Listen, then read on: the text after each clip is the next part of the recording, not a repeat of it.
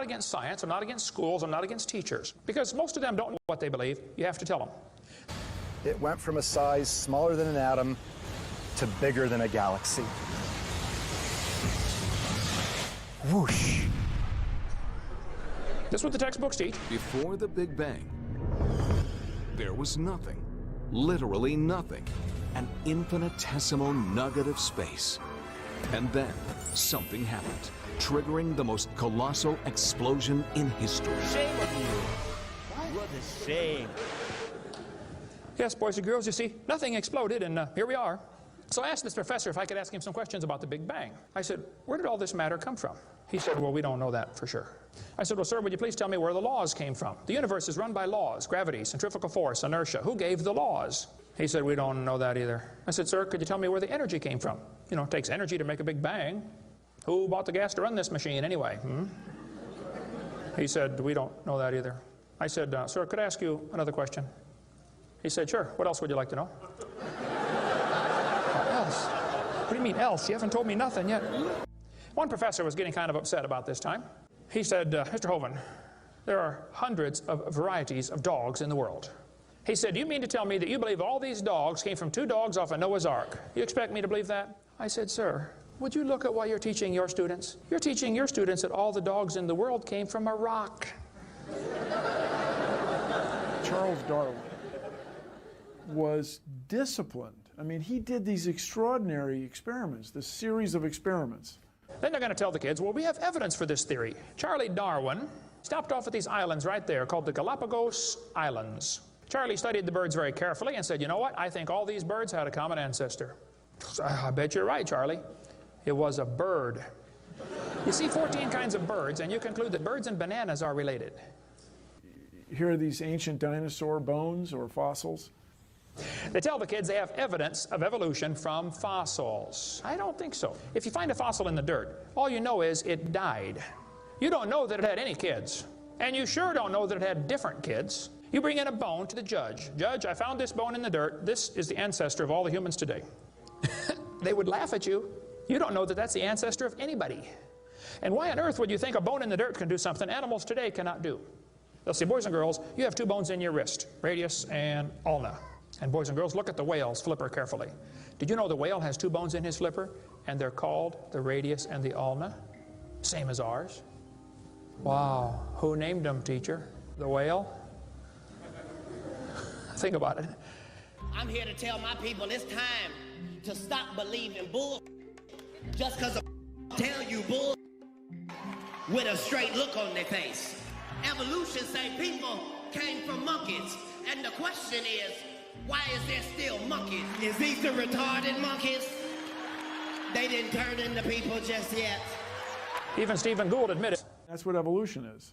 If you worked in a factory that produced cars and your job was to check for defects, and you caught every single mistake and you rejected it, how long would it take that process to change the car to an airplane? You say it'll never change it. That's my point. These embryos, and traveled all over Germany, and just about by himself converted the Germans to believing in evolution. Haeckel took a drawing of a dog and a human embryo, and he changed them to make them look exactly alike. On top are Haeckel's fake drawings. Underneath are actual photographs of what he claimed he was drawing a picture of. Now, either he's a lousy artist, or he's a liar. Now, it's only been proven wrong 125 years ago. I know it takes a while to get textbooks up to date, but that ought to be plenty of time. Adolf Hitler said, you let me control the textbooks, I'll control the state. Watch this sentence here carefully. Some kid's doing this for homework tonight. Boys and girls, do you think humans are still evolving? Now, what kind of question is that? Doesn't that question assume that evolution has happened? What if a kid doesn't believe in evolution? How's he supposed to do his homework tonight? That question does not teach him how to think critically. That teaches him what to think, not how to think. And when the kid gets done with this course, he's going to think he knows how to think. But he doesn't. He knows how to be told what to think. Brainwashing at taxpayer expense. They want to use my tax dollars to teach that to your kids in our schools. If you want to deny evolution, that's fine. But don't make your kids do it, because we need them. And that's where the problem comes in. Okay? If you want to believe in the Big Bang, just enjoy yourself, but keep your religion at home. The Russian atheist astronomer came to America and spoke at one of the universities, and he said, started off his speech, he said, folks, either there is a God or there isn't. Both possibilities are frightening. If there is no God, He is. And find out what He wants and do what He says. Malcolm Muggeridge said, "I am convinced the theory of evolution, especially the extent to which it's been applied, will be one of the great jokes in the history books of the future." We too old, we too smart to believe. Don't make no sense. You too old to be believing in evolution. It's a joke. And it would be a joke if it weren't for the tragic results. How many kids are taught this thing every day and believe it, and it destroys their faith? 46% of Americans believe in the creationist view. God created humans in the present form at one time in the last 10,000 years. Does that just shock? Theology dressed up as science, and it needs to be exposed. We're observing that. We also need to be aware of what the distractions are so that we can help others understand. And so we want to expose the lies for what they are. As the saying goes, the greatest trick the devil ever played was convincing the world that he didn't exist. And to do that, he has to first convince the world that God doesn't exist. And through science, I think he's achieved it. Through scientism, science itself is a beautiful thing, but scientism, when it turns into a theology, when it turns into a religion, that is when it's a very bad thing. The Bible has never been wrong. And as far as I can tell, unfortunately, in most cases, science has never been right. They've got theories, and they've got an agenda. That's the problem. The agenda is to take God out of everything. It seems that whenever the Bible and science seem to clash, the Bible takes the backseat. The Bible is misinterpreted. The Bible is changed. The Bible is the one who has to bow to science. And this should not be the case. Science should align with the Bible. Science should not malign the Bible. We understand that we are in a war through the education system, through media, even through Hollywood. This lie is being perpetuated, and again, many souls are at stake. Our culture's materialistic worldview is rooted in scientism. According to scientism, if something is not rational or not verifiable through the physical senses, then it is not real. We see then that scientism blinds us to everything in reality that is beyond the scope of the scientific method, no matter what the method may reveal to us. So how much of reality is left out? Almost all of it. Yet that is what evolutionism has very nearly persuaded the world is the truth about origins. Mark it down. There are only two explanations for the existence of all that exists: God or evolution. Biblical truth is the wrecking ball that smashes Satan's edifice of deceptions built on false science, his scientism agenda. Make no mistake, the very foundation of all mankind's knowledge depends on what is believed to be the truth about the origins of all that exists. No one can go further back than the beginning in a search for the true origin of all that exists. Therefore, whatever one believes is the truth about the origin of everything automatically becomes the foundation upon which all other knowledge is processed.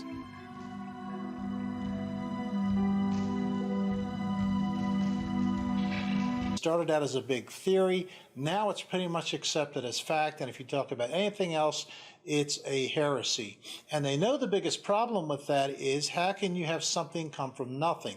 So now you have these scientists that start talking really nutty, like the biggest problem with cosmology today is nothing. You've heard that probably. Essentially, you can get a universe from nothing without any supernatural shenanigans. That basically, by quantum mechanics and the laws of physics we understand in principle, an entire universe with 100 billion galaxies, each containing 100 billion stars, can come from nothing because its total energy could be zero. And therefore, you don't need to literally violate any laws of physics to create a universe. And no, we don't know that for certain, but even that possibility is amazing. And I find it worth celebrating, the fact that we can probe such things, and we shouldn't be afraid of a universe that maybe has no purpose, because we create our own purpose, and our own purpose adds more meaning to our lives. It means our brief moment in the sun matters because that's the only moment we have. Which it means that everything came from nothing and then exploded. So when you really drill this stuff down to they couldn't tell you, other than maybe Genesis chapter 1, where to go and look for certain things. That's a problem. And so you have this same thing in the mainstream science world, scientism. You have people that are studying cosmology and astronomy and physics and chemistry and biology and all this stuff, but a lot of times they're not even studying the real thing. Instead, they're just studying what somebody else has said about it. And then those people, they know stuff based on what somebody else had said. And so it keeps building on, the deception keeps going until finally every once in a while somebody in the middle of that wakes up and starts to look at the evidence and says, hey, wait a minute, this is not lining up with what we're teaching and what we're believing. Something's wrong. And of course then that guy is immediately ousted, not just for challenging the authority, because that can be a good thing. Sometimes they like that. But if you're challenging the authority and bringing in real truth, that they don't like, because real truth brings in God. The agenda is to keep people from the realization that there's a God.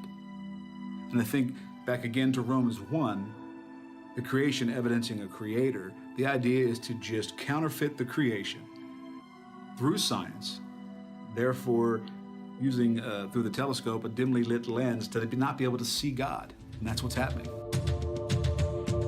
Scientism and the universe.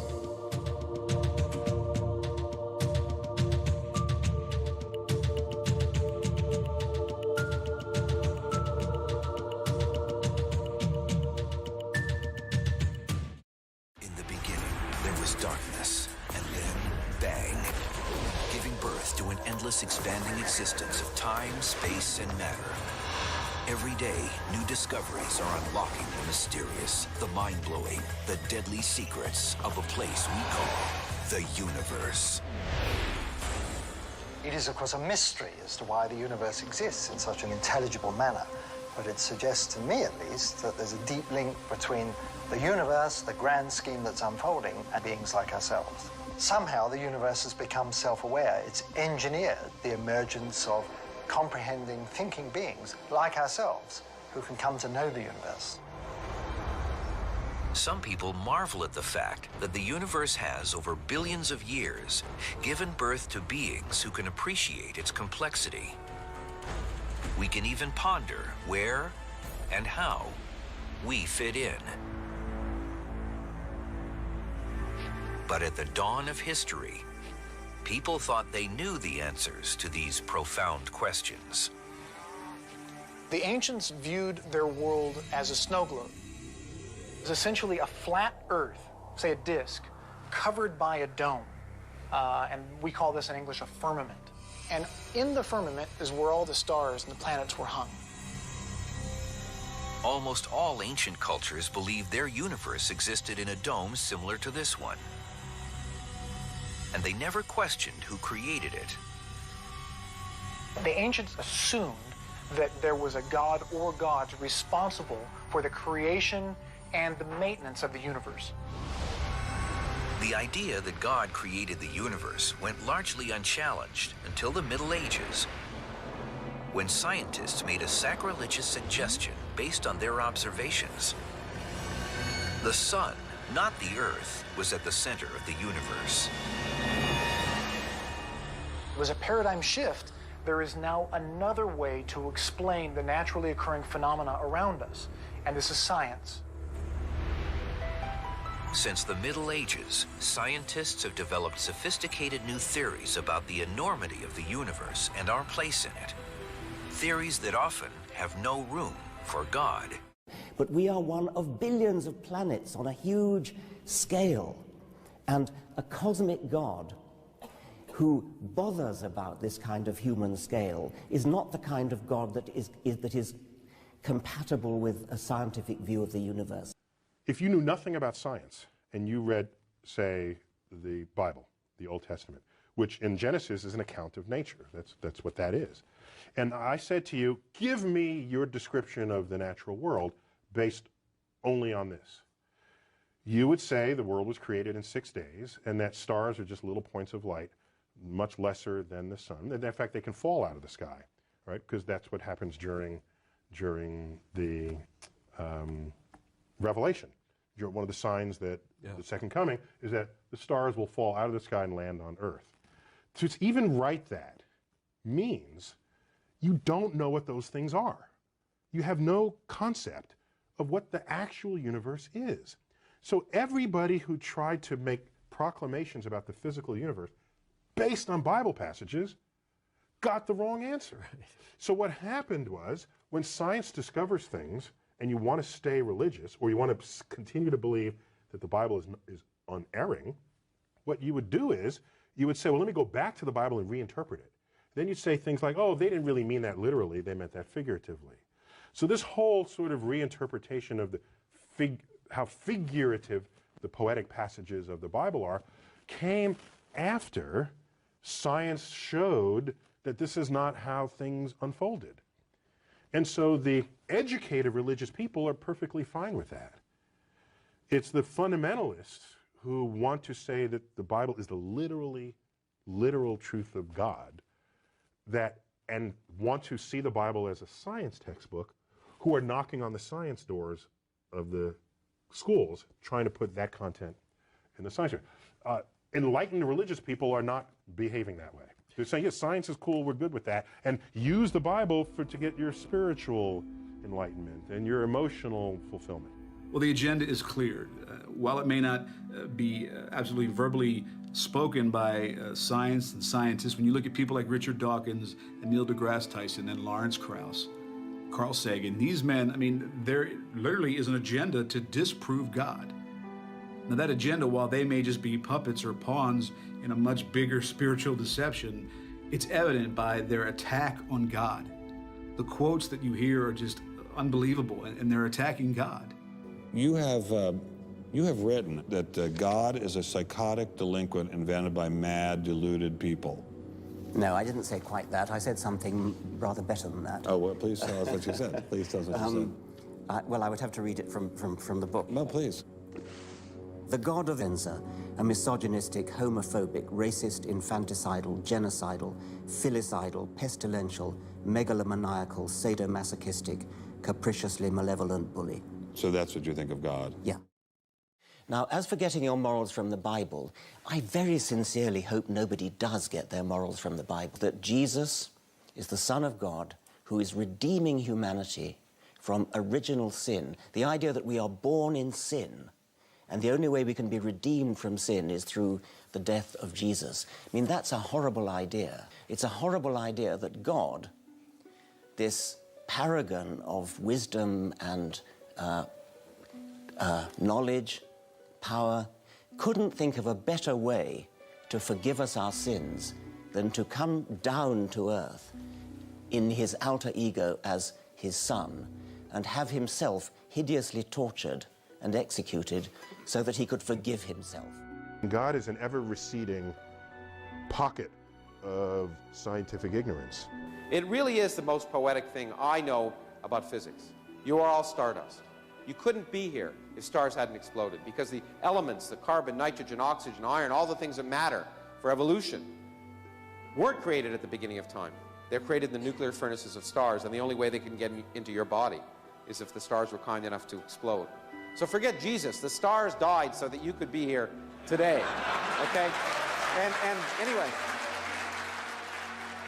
It's quite literally true that we are stardust. In the highest exalted way one can use that phrase.